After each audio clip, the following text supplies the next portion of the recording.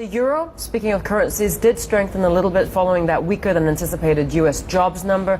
The single currency, though, however, had taken a hit earlier in the session after, as we've been talking about, this German court referred a complaint about the ECB's OMT program, its bond buying program, to the European court, which means that we now have to revisit the legality of some of these mechanisms now.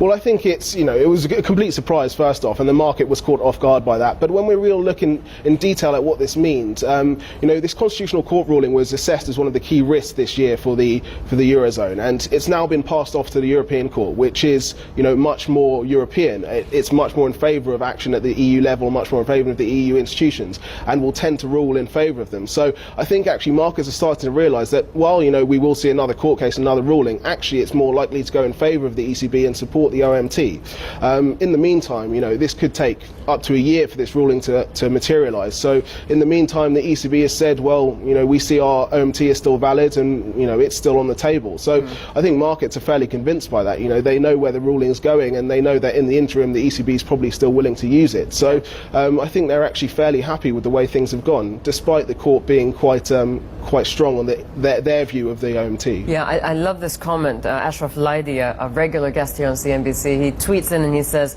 just a reminder that Germany's constitutional court is challenging something that does not exist, which is true, in a sense. The OMT, part of the OMT program. I think it's interesting, right afterwards, the ECB came out and said they believe it is within their mandate. So as Raoul said, nothing right now can stop them from actually applying it.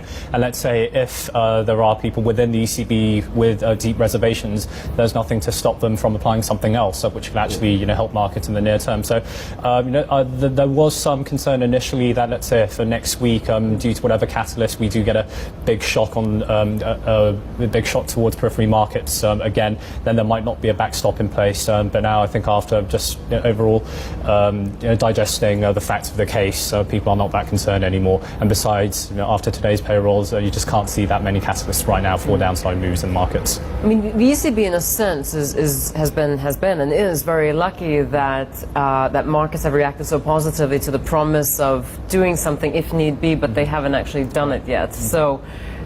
So in hindsight, then they never had to act, but it was just giving the market a little bit more confidence. Do you think that the ECB last week should have acted? Should we have seen some type of additional support to markets?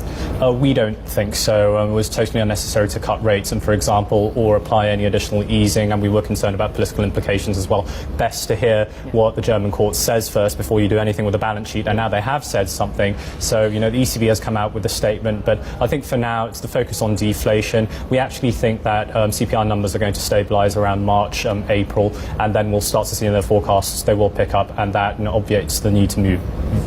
Well, I think the data is fairly mixed. It doesn't justify the action at this point in time. I mean, although inflation is being driven lower, it's over the last few months by food and energy prices. The long-term trend is what it was back in November when the ECB last lowered rates. So, I can see why they didn't act on that perspective. But I also think that they're actually reassessing the tools they have. And, if you look at their toolkit, nothing's really very well suited to dealing with the problem they have at the moment. If they wanted to purchase assets, it had to be proportionally spread around the Eurozone. So a lot would flow to the core, worse than the safe asset crunch there. It may spill over the periphery, but it's not guaranteed. Again, negative deposit rate, untested, unprecedented, may create a liquidity crunch. And, cutting rates, the transmission mechanism is still broken. And when you're at 0.25, how much impact will that really have? So I think they're looking and thinking we need more technical research, more expertise, and we need to find out what the impact of these policies would really be before we decide to go down that road. And I think that's the correct way to handle it. Well, lovely seeing you today. Thank you very much.